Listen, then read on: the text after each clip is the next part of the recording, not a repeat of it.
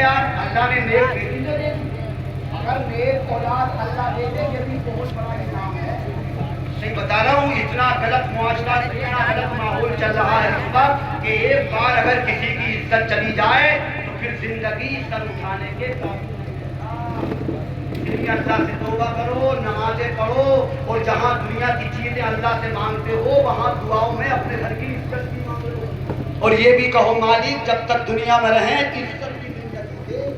ہماری عزت کی حفاظت کر، بیٹیوں کی حفاظت کر، بیٹوں کی حفاظت کر، اس لیے کہ کام خراب ہونے میں وقت نہیں لگتا۔ اور ایک بات سن ٹھیکری کے غیور مسلمان، اپنے گھر میں بہن پہ بھی نظر رکھ، بیٹی پہ بھی نظر رکھ، بس یوں ہی پڑ بولا مت بنے، راستوں میں وقت مت گزارے، یار دوستیوں میں زندگی مت گزار، اپنے گھر پہ نظر رکھ، اس لیے کہ اگر تیری بیٹی کسی گناہ کی طرف گئی تو ذمہ دار بیٹی ہی نہیں، علماء کی موجودگی میں بول رہا ہوں ذمہ دار تو بھی ہوگا۔ کل قیامت میں اللہ اگر پوچھے گا بیٹی سے تو اس سے پہلے سوال تجھ سے ہوگا، خدا تجھ سے پوچھے گا۔ آپ کہو گے ہم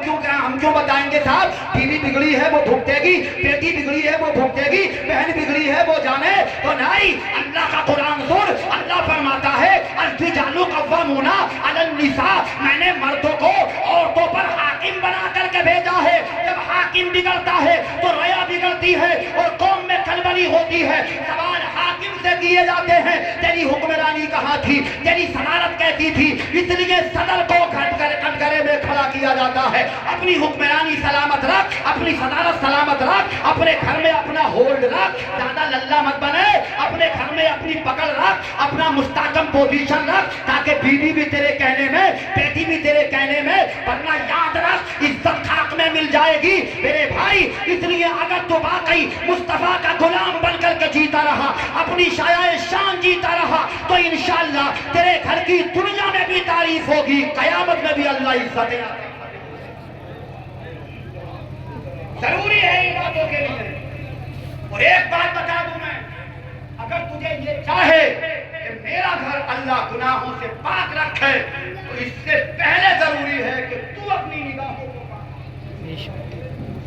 کبھی تو نوتیس مار خاں بنا پھرتا ہو کہ ہم تو صاحب بڑے دولت والے ہیں، ہم تو بیلنس بھی کر دیں گے اور ہم تو اس کا پیٹ بھی بھر دیں گے اور ہوٹلوں میں کھانے بھی کھلا دیں گے، تو دولت والا نہیں ہے۔ اس سے بڑا بے وقوف اس وقت دنیا میں نہیں ہے۔ میں بتاؤں کس لیے کہ جس کے لیے تو برباد ہو رہا ہے، جس کے لیے تو اپنی ہستی فنا کر رہا ہے، کھانے کھلا رہا، بیلنس کرا رہا، راتوں بھر نیندیں تیری حرام ہو گئی، رات رات بھر چیٹنگ کر رہا ہے، بات کر رہا ہے، تجھے نہ ماں دکھائی دے رہی، نہ باپ دکھائی دے رہا، نہ سماج دکھائی دے رہا، نہ عزت دکھائی دے رہی۔ ماں کہتی ہے بیٹا سویرا آ کے سو جا کر کھانا کھا لے، تو کہتا ہے تجھے میری زندگی میں دخل اندازی کرنے کا کوئی مطلب نہیں ہے، تو آرام سے کھا کے سو جایا کر۔ ارے جب میں آؤں گا سو جاؤں گا، لے کے کھا لوں گا، تجھے کوئی مطلب نہیں۔ باپ کو ڈانٹتا ہے، ماں کو ڈانٹتا ہے۔ اب ایک بے غیرت یاد رکھ، ماں کے سینے میں اللہ نے وہ پیار رکھا ہے کہ جب تک اولاد کھانا نہیں کھاتی ہے ماں کو کھانا مزہ نہیں لگتا ہے، جب تک اولاد سوتی نہیں ہے ماں کو نیند نہیں آتی ہے،